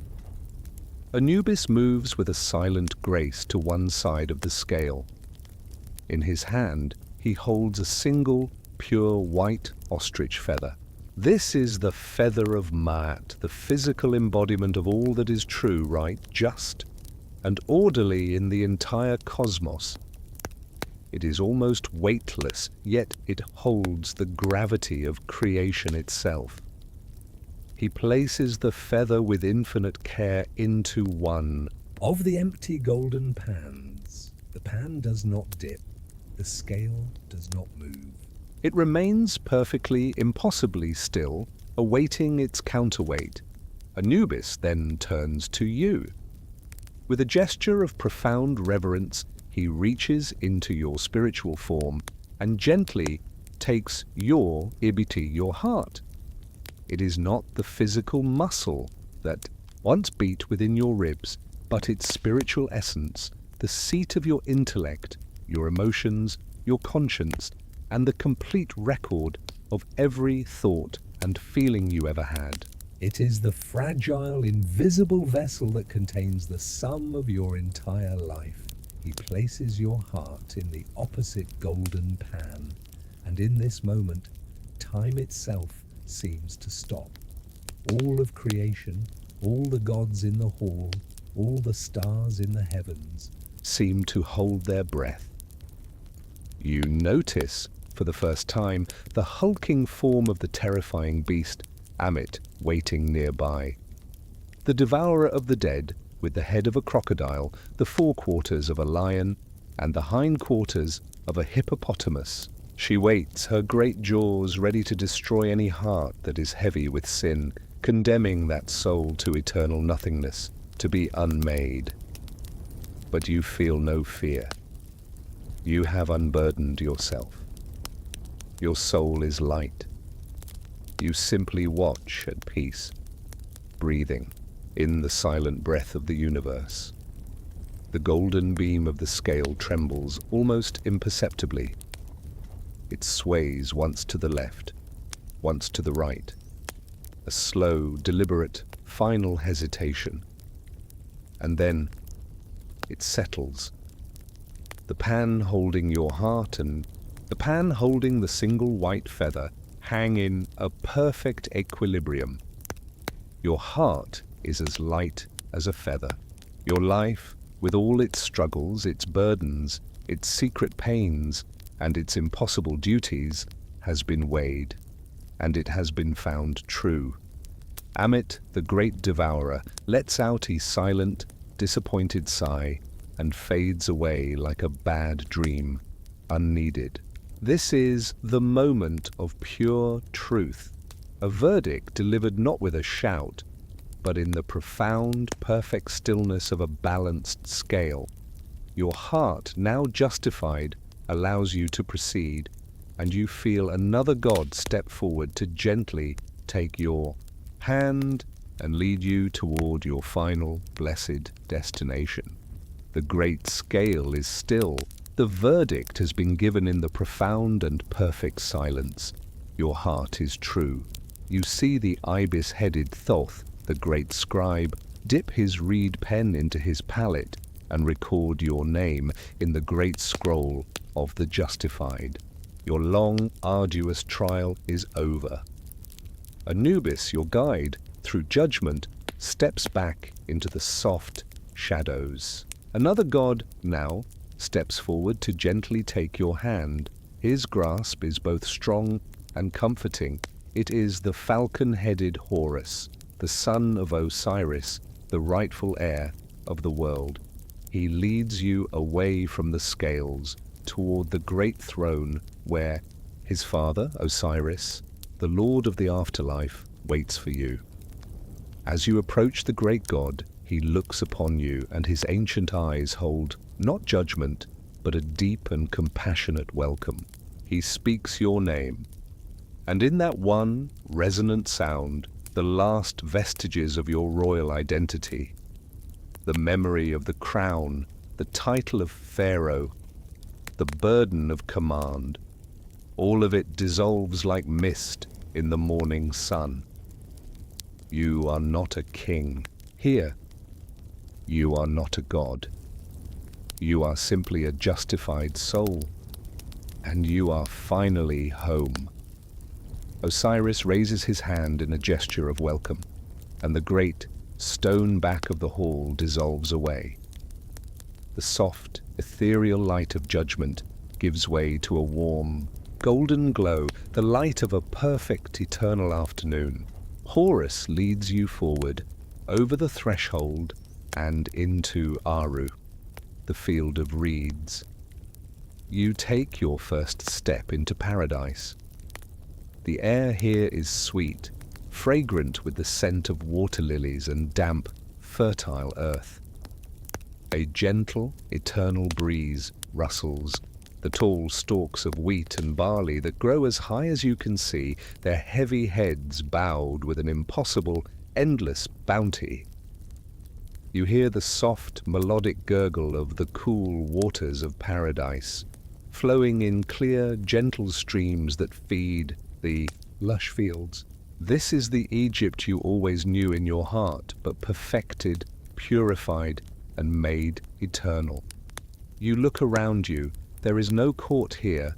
There are no petitioners to hear, no priests to appease, no enemies to fight. There is no ritual to perform, no paranoia to endure, no pain to hide. There is no throne to sit upon, for this is a land with no crown to wear. All the struggles and all the burdens of your life have been left behind forever in the hall of judgment. Here, there is only peace. You are simply a soul at rest, ready to enjoy a simple, perfect, and untroubled existence for millions and millions of years. Your long, long journey is over. All the struggles are past. All the memories have found their proper place. There is Nothing left to do now, but be at peace. You can let go now. Let the gentle breeze of the field of reeds soothe you. Let the soft golden light warm you. Your journey is done. Now you can rest. You can rest. You can rest.